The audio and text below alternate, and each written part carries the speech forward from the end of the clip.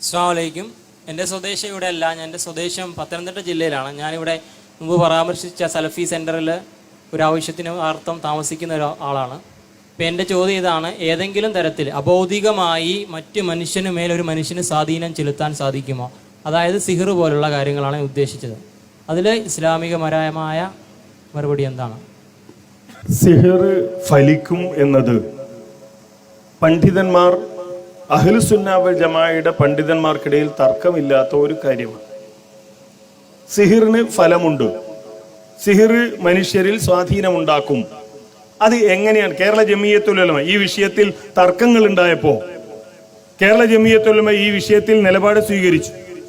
അതുമായി ബന്ധപ്പെട്ട് ചർച്ചകൾ നടന്നു.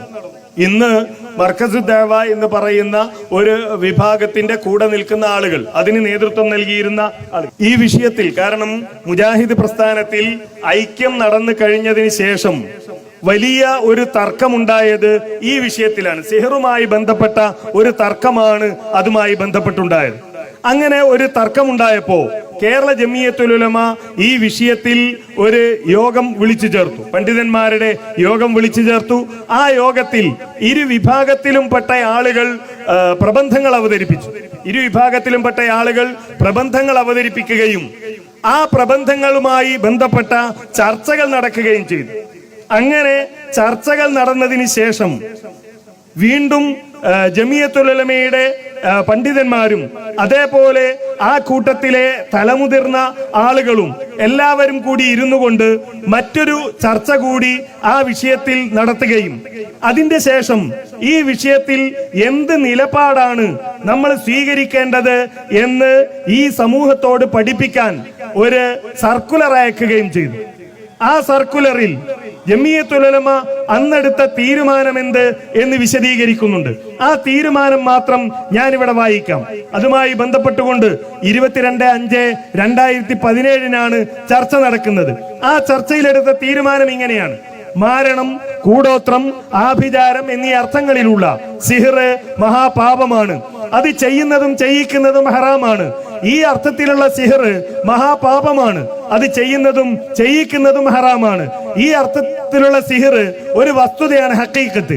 ഇതിന് പ്രതിഫലനം, തഹ്സീർ ഉണ്ടാകാമെന്നതാണ് അഹ്ലുസുന്നയുടെ ഭൂരിപക്ഷ അഭിപ്രായം. കാര്യകാരണ ബന്ധങ്ങൾക്ക് അതീതമായ വിധത്തിൽ സിഹിറിന് പ്രതിഫലം ഉണ്ടാകാമെന്ന വിശ്വാസം ശിർക്കാകുന്നു. എന്നാൽ കാര്യകാരണ ബന്ധം അവ്യക്തമായ വിധത്തിലുള്ള പ്രതിഫലനം ഉണ്ടാകാമെന്നത് ശിർക്കല്ല. സിഹിറിന്റെ വിഷയത്തിൽ വ്യത്യസ്തമായ അഭിപ്രായമുണ്ടെങ്കിലും പ്രബോധന പ്രവർത്തനങ്ങൾക്ക് ബുദ്ധിമുട്ടുണ്ടാക്കുന്ന വിധത്തിലോ സാധാരണക്കാർക്കിടയിൽ ആശയക്കുഴപ്പമുണ്ടാകുന്ന തരത്തിലോ ഇത്തരം അഭിപ്രായങ്ങൾ എഴുതിയോ പ്രസംഗിച്ചോ പ്രചരിപ്പിക്കാൻ പാടില്ല. TP Abdulla Koya മദനിയൊപ്പ്, CP Umar സുല്ലമിയൊപ്പ്, PP Unninkutty Moulavi, M Muhammad Madani, K Abdul Haseeb, A Asghar Ali, A Abdul Hameed, PP Muhyiddin Madani, PP Muhammad Madani എന്നിങ്ങനെ തുടങ്ങി പണ്ഡിതന്മാർ 28 പണ്ഡിതന്മാർ ഒപ്പിട്ട ഒരു തീരുമാനമാണത്. ഇത് വിശുദ്ധ ഖുർആനും തിരുസുന്നത്തിന്റെ ഒക്കെ അടിസ്ഥാനത്തിൽ നടത്തിയ ഒരു ചർച്ചയുടെ അടിസ്ഥാനത്തിൽ എടുത്ത തീരുമാനമാണ്. സിഹിറിന് ഫലമുണ്ട്, സ്വാധീനം ചെലുത്താൻ കഴിയും.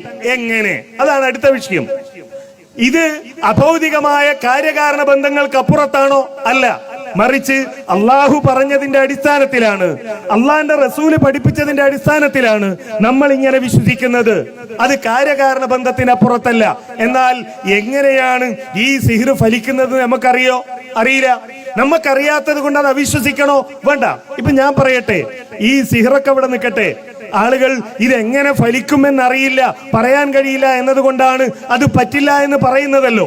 ഞാൻ ചോദിക്കട്ടെ, ജിന്ന്, പിശാജ്, ശൈത്താൻ നമ്മളെ പിഴപ്പിക്കും എന്നുള്ള കാര്യത്തിൽ ആർക്കെങ്കിലും തർക്കമുണ്ടോ? ശൈത്താൻ നമ്മളെ പിഴപ്പിക്കും, ശൈത്താൻ നമ്മളെ തെറ്റിലേക്ക് നയിക്കും. ശൈത്താൻ എന്ന് പറയുന്നത്, പിശാചി എന്ന് പറയുന്നത് വേറെ ഒരു വർഗമാണ്. മനുഷ്യരെ പോലെ ആണും പെണ്ണുള്ള, കല്യാണം കഴിച്ച് കുട്ടികളുണ്ടായി ജീവിക്കുന്ന വേറൊരു വർഗമാണ്.